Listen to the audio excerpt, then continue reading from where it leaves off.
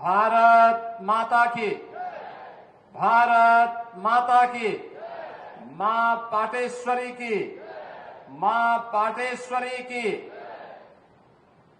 जनपद बलरामपुर के 825 करोड़ रुपए की परियोजनाओं के लोकार्पण और शिलान्यास कार्यक्रम में आज के समारोह में उपस्थित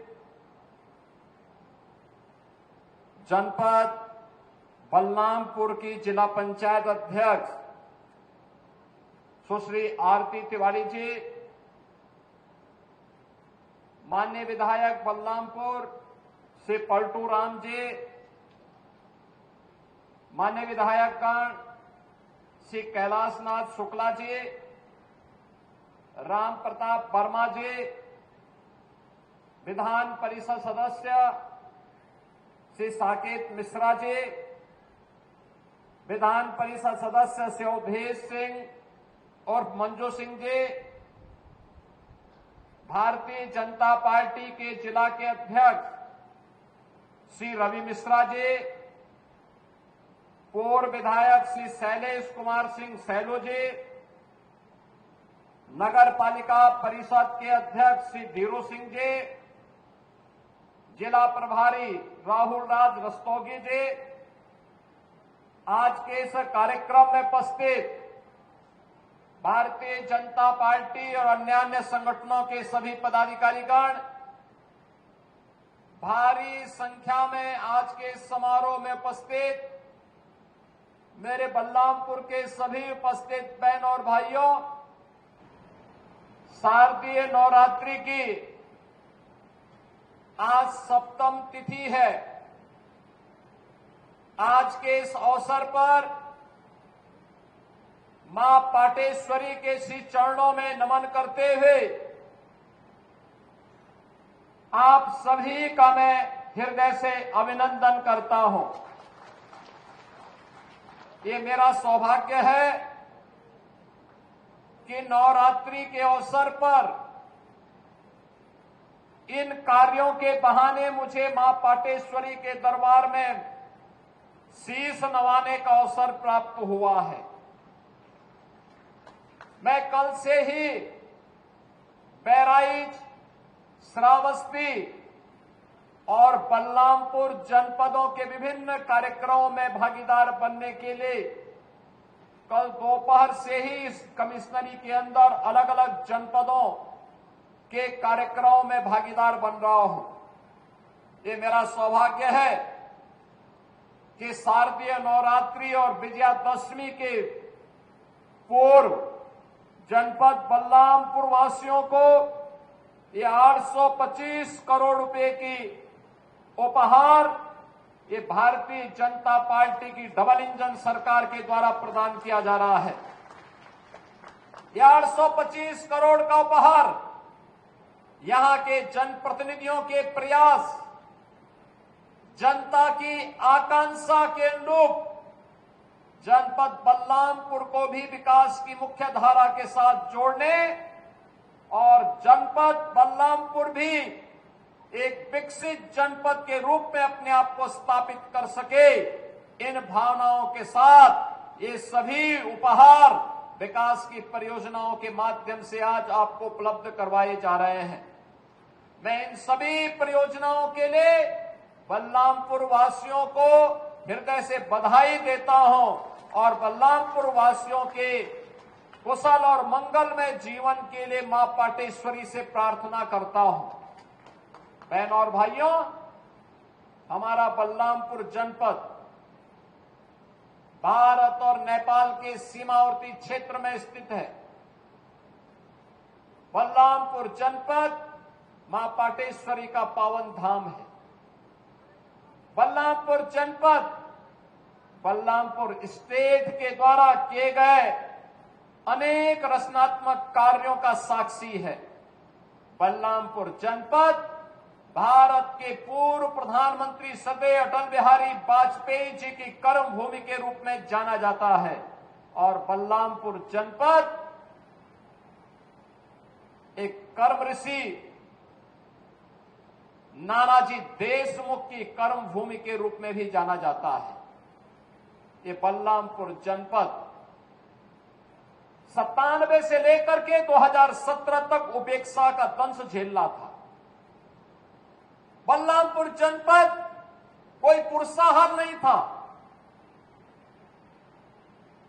97 के पहले तो उपेक्षित था ही, 1997 के बाद भी बलरामपुर जनपद के लिए जो अपेक्षित योजनाएं आनी चाहिए थी, उनसे यहां के नागरिक वंचित थे।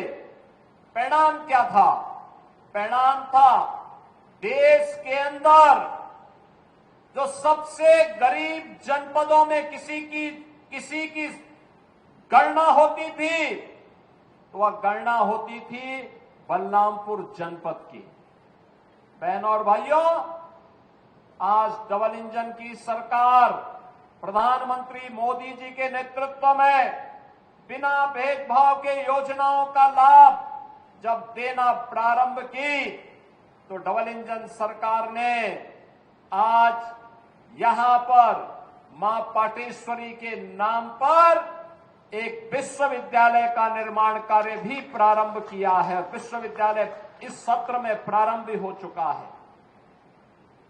बलरामपुर के सभी नागरिकों को, श्रावस्ती, बहराइच, गोंडा के सभी नागरिकों को, युवाओं को मां पाटेश्वरी के नाम पर बने इस विश्वविद्यालय के लिए मैं हृदय से बधाई देता हूं, अपनी शुभकामनाएं देता हूं।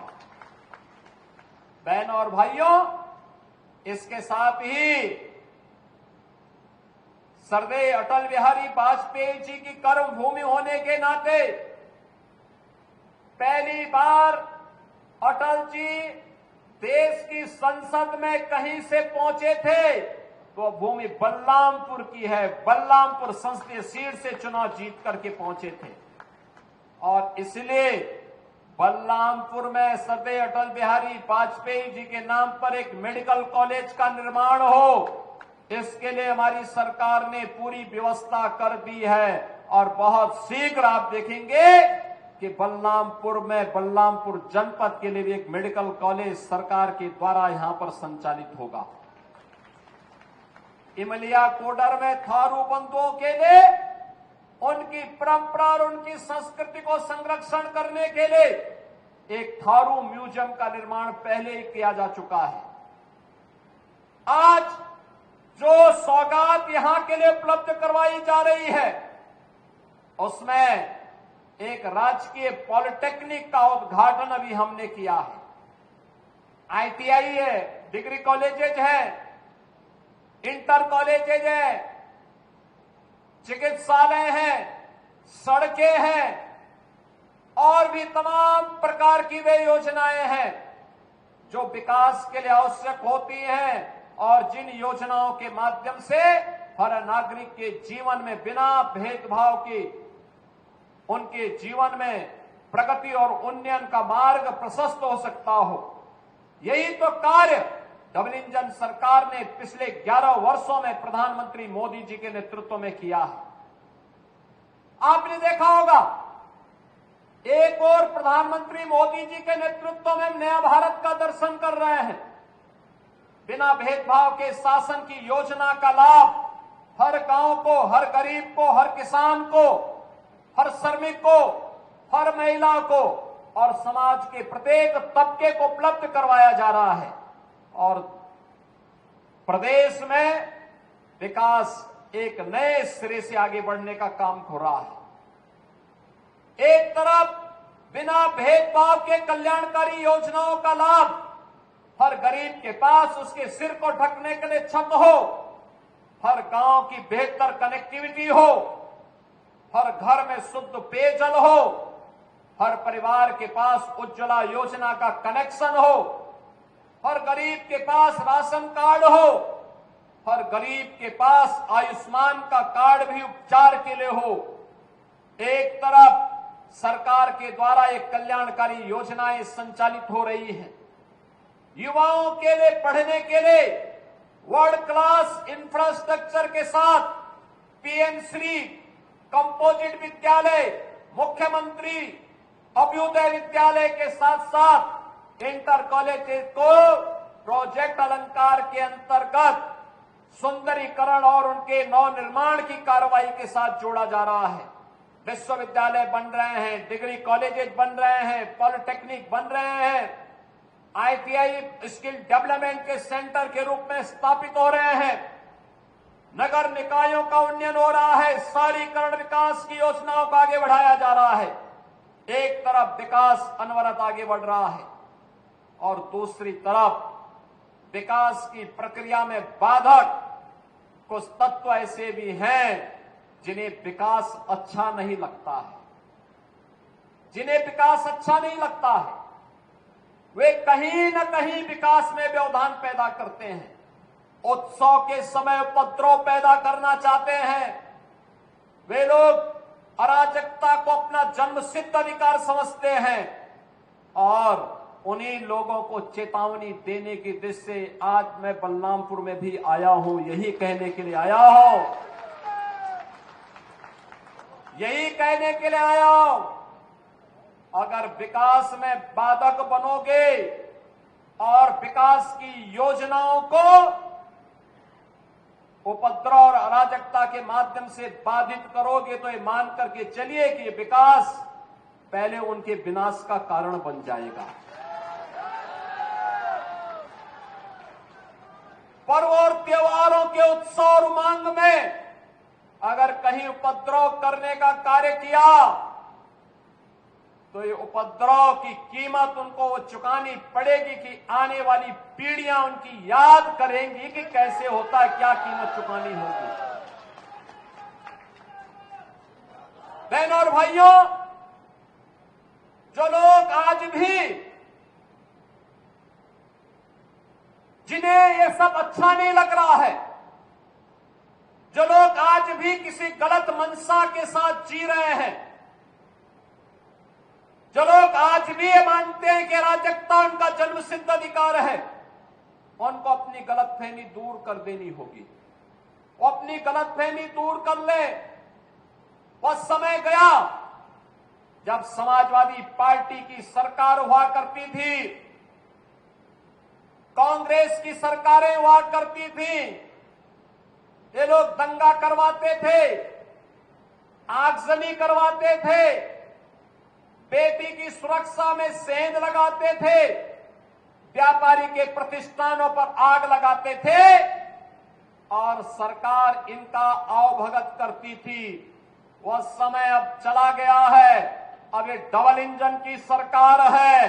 अगर बेटी की सुरक्षा पे हाथ डालने का प्रयास किया, व्यापारी के प्रतिष्ठान में आग लगाने का प्रयास किया, उत्साह और उमंग के उत्सव में कहीं पर अगर अराजकता पैदा करने का और उपद्रव पैदा करने का कुत्सित प्रयास किया तो मान करके चलिए ये रास्ता उनका सीधे नरक में जाने का होगा, सीधे नरक में। कुछ लोग रहते भारत में लेकिन गजवा-ए हिंद का नारा लेकर के भारत के अंदर राष्ट्र विरोधी गतिविधियों को बढ़ावा देने का कुत्सित कार्य कर रहे हैं। गजवा-ए हिंद हिंदुस्तान की धरती पर नहीं होगा।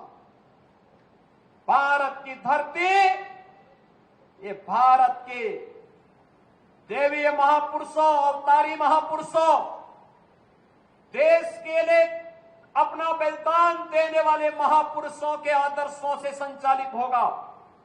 गजवा-ए हिंद की कल्पना करना भी और उसका सपना देखना भी जहन्नुम में जाने का टिकट का रास्ता पैदा कर देगा। अगर किसी को जहन्नुम में जाना हो तो गजवा-ए हिंद के नाम पर अराजकता पैदा करने का कुत्सित प्रयास करें। और छद्म रूप में जो लोग इस प्रकार की गतिविधियों में लिप्त हैं, वे भी कान खोल करके सुन लें। देर सवेर छांगुर जैसे हाल तो उनके भी होने ही हैं। आपने देखा होगा यही है ये कालनेमियों का हाल। कैसे छद्म रूप से लोगों में भ्रम पैदा हो। जलालुद्दीन ने अपना उपनाम रख दिया था छांगुर बाबा, जिससे हिंदू भ्रम में रहे, समाज की आंखों में धूल झोंक लेगा, लेकिन पापी कितना भी अपने पाप को छुपाने का प्रयास करेगा, उसका पाप का समय तो पाप का घड़ा भरना ही भरना है, और पाप का घड़ा भरेगा इस धरती माता उसको कभी बर्दाश्त नहीं कर पाएगी। और झांगुर जैसे दुष्कर्मियों और राष्ट्रद्रोही तत्वों के द्वारा छद्म रूप से यही कार्य बलरामपुर की धरती से करने का प्रयास हो रहा था। हमें सतर्क होना होगा। जो लोग हिंदुस्तान की धरती पर रह करके भारत विरोधी गतिविधियों में लिप्त हैं, हिंदू विरोधी गतिविधियों में लिप्त हैं, हमें ऐसे कालनेमियों से सतर्क रहना होगा। उन्हें सख्ती से जवाब देना होगा। स्थानीय प्रशासन और पुलिस को इसके प्रति सजग करना होगा और समय समय पर इनकी गतिविधियों के बारे में शासन को अवगत कराना होगा, जिससे समय रहते इनकी नाजायज गतिविधियों पर सरकार पूरी तरह नकेल कस सके। कुछ लोगों को शांति और विकास अच्छा नहीं लगता, लातों के भूत बातों से नहीं मानते। इनको लगता है जैसे सरकार अब भी इनके सामने झुक करके कार्य करेगी। सरकार का पहले दिन से, डबल इंजन की सरकार का पहले दिन से ही यह निर्णय है कि अपराध और अपराधियों के प्रति, गद्दारों और देशद्रोहियों के प्रति सरकार जीरो टॉलरेंस की नीति के तहत कार्य करेगी। हमारी संवेदना एक गरीब के लिए है, हमारी संवेदना नौजवान के लिए है, हमारी संवेदना बेटी और बहनों के लिए है, हमारी संवेदना अपने अन्नदाता किसानों के लिए है, हमारी संवेदना उन व्यापारियों और उद्यमियों के लिए है जो अपने यहां देश के विकास का खाका तैयार करते हैं और नौजवानों के लिए रोजगार और नौकरी की व्यवस्था करते हैं। हमारी संवेदना उस हर नागरिक के साथ है जो भारत को भारत माता के रूप में सम्मान देता है, भारत के महापुरुषों का सम्मान करता है, भारत की परंपरा और भारतीय संस्कृति के प्रति आदर का भाव रखता है। इन मूर्खों को यह भी नहीं पता कि आस्था के प्रतीकों को प्यार नहीं सम्मान दिया जाता है। सम्मान और आस्था चौराहे पर प्रदर्शन करने की वस्तु नहीं, आस्था अंतःकरण का विषय होता है, अंतःकरण का विषय होता है।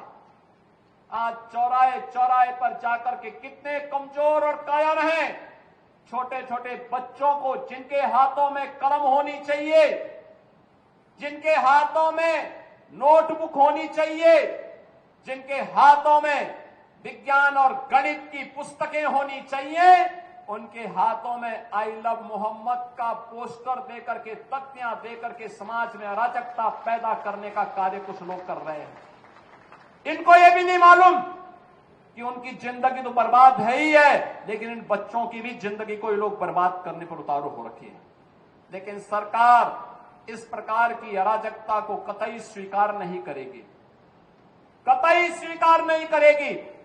और जिसने भी कानून को हाथ में लेने का प्रयास किया, जो भी राह चलते हुए राहगीर पर हमला करेगा, जो भी बेटी की सुरक्षा पे सेंध लगाने का कार्य करेगा, और जो भी व्यापारिक प्रतिष्ठानों में आगजनी करने का दुस्साहस करेगा, जो भी पर्व और त्योहारों में उपद्रव करेगा, उसको हम पहले से इस बारे में कह देंगे कि उसको बिना मांगे जहन्नुम में जाने का टिकट हम काट करके दिला देंगे।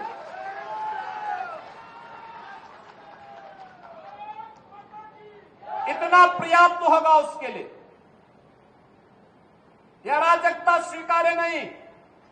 विकास में हर व्यक्ति की भागीदारी जब सुनिश्चित की गई है, गांव गांव का विकास हो रहा है, कल्याणकारी योजनाओं में बिना भेदभाव के शासन की योजना का लाभ उपलब्ध करवाया जा रहा है।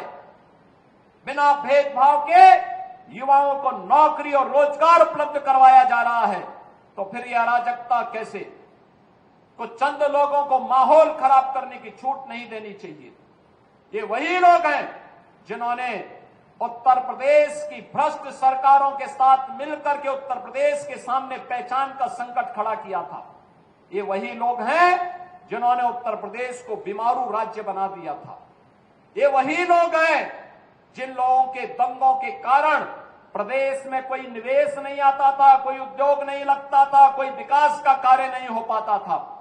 और आज पिछले 8.5 वर्ष के अंदर उनकी मंशा सफल नहीं हुई। अब नए नए तौर तरीके अपनाने का कार्य कर रहे हैं। लेकिन याद रखना होगा, वे जितना सोचते हैं उससे ज्यादा हमारी पहले से तैयारी रहती है। और जब भी दुस्साहस करेंगे ऐसे ही पिटोगे जैसे बरेली के अंदर पीटे गए हो। बहनों और भाइयों, मैं आज के इस अवसर पर एक बात और कहना चाहूंगा। कुछ लोग हैं जो अफवाह पैदा करके भय और दहशत का माहौल पैदा करना चाहते हैं। आप देख रहे होंगे ड्रोन के नाम पर, चोरी के नाम पर भय और दहशत का माहौल पैदा किया जा रहा है। जिला प्रशासन ने हर जनपद में व्यवस्था की है, हर ग्राम पंचायत में ग्राम सुरक्षा समिति का गठन किया है। आप लोग भी अपने स्तर पर प्रयास करिए। पुलिस के पेट्रोलिंग तेज हुई है। जो भी ये भय और दहशत का माहौल पैदा करेगा, ड्रोन के नाम पर अनावश्यक लोगों के मन में भय और दहशत पैदा करेगा, ऐसे लोगों के खिलाफ गैंगस्टर के तहत कार्रवाई करने के आदेश पहले ही दिए जा चुके हैं। जो भी चोरी के नाम पर भय और दहशत पैदा करेगा, उन लोगों की संपत्ति को जब्त करने के लिए हम लोगों ने पहले से आदेश कर रखे हैं। कैसे लोगों के खिलाफ सख्ती से निपटा जाए। लेकिन आपकी भी जिम्मेदारी बनती है, एक सभ्य समाज के नागरिक होने के नाते विकास में, लोक कल्याणकारी योजना में अगर आपकी सहभागिता है तो व्यापक जन जागरूकता में भी आपकी सहभागिता होनी चाहिए। और व्यापक जन जागरूकता का यह अभियान, जिस अभियान के लिए आपका आह्वान करने के लिए मैं आपके बीच आया हूं, अगर कोई आपके गांव में, आपके कस्बे में, आपके मोहल्ले में, आपके अगल बगल के क्षेत्र में भय और दहशत का माहौल पैदा कर रहा है, पहले उसको रोको, उसको समझाओ। अगर नहीं मानता है तो प्रशासन को बताओ, प्रशासन अपने आप ही उसको ठोकने का कार्य कर देगा। आपको उसमें चिंता करने की बात नहीं है। आप चुपचाप बताइए, बाकी का इलाज हम स्वयं कर लेंगे। हमें लव जिहाद और धर्मांतरण जैसी राष्ट्र विरोधी गतिविधियों के प्रति सतर्क रहना होगा। गौ तस्करी और गौ कसी करने वाले तत्वों के खिलाफ सतर्क रहना होगा। अगर कोई कहीं भूल से भी इस प्रकार की गतिविधियों में लिप्त है, उसकी सूचना ससमय आप पुलिस को और प्रशासन को उपलब्ध करवाइए। बाकी का इंतजाम हम स्वयं कर लेंगे। उनका क्या उपचार होना है, उपचार की व्यवस्था हम स्वयं कर लेंगे। बहनों और भाइयों, दूसरा है, हमारा उत्तर प्रदेश और हमारा बलरामपुर जनपद भी विकसित जनपद हो। प्रधानमंत्री जी ने देशवासियों के सामने शताब्दी संकल्प का एक विराट लक्ष्य रखा है।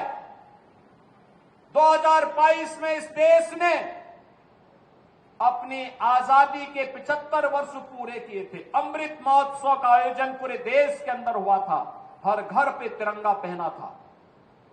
शताब्दी महोत्सव 2047 जब ये देश अपनी आजादी के 100 वर्ष पूरा करेगा, कैसा भारत चाहिए, कैसा भारत हमें चाहिए, उस भारत के निर्माण के लिए, शताब्दी संकल्प के इस अभियान के साथ जुड़ने के लिए 2047 में हमें एक आत्मनिर्भर और विकसित भारत चाहिए। आत्मनिर्भर और विकसित भारत के लिए देश की सबसे बड़ी आबादी के राज्य उत्तर प्रदेश को आत्मनिर्भर और विकसित बनाना होगा। आत्मनिर्भर और विकसित उत्तर प्रदेश के लिए हमें बलरामपुर को भी आत्मनिर्भर और विकसित बनाना होगा। बलरामपुर भी आत्मनिर्भर और विकसित हो सके, इसके लिए हमारी सरकार ने तय किया हर कमिश्नरी में एक विश्वविद्यालय होगा। आज देवीपाटन कमिश्नरी का विश्वविद्यालय बलरामपुर जनपद में एस्पिरेशनल डिस्ट्रिक्ट होने के नाते, आकांक्षात्मक जनपद होने के नाते विश्वविद्यालय का निर्माण आपके जनपद में हो चुका है। बहनों और भाइयों, सहारनपुर में विश्वविद्यालय नहीं था। सहारनपुर कमिश्नरी में मां शाकंभरी के नाम पर विश्वविद्यालय का निर्माण हो गया है। मुरादाबाद कमिश्नरी में विश्वविद्यालय नहीं था। गुरु जंबेश्वर के नाम पर वहां विश्वविद्यालय का निर्माण कर दिया गया। अलीगढ़ में विश्वविद्यालय नहीं था। राजा महेंद्र प्रताप सिंह के नाम पर वहां विश्वविद्यालय का निर्माण हो गया। मिर्जापुर में विश्वविद्यालय नहीं था। वहां मां बिंदुवासिनी के नाम पर विश्वविद्यालय की स्थापना कर दी गई। और आजमगढ़ कमिश्नरी में भी विश्वविद्यालय नहीं था। आजमगढ़ में भी हम लोगों ने महाराज सुहेलदेव के नाम पर विश्वविद्यालय का निर्माण कर दिया है।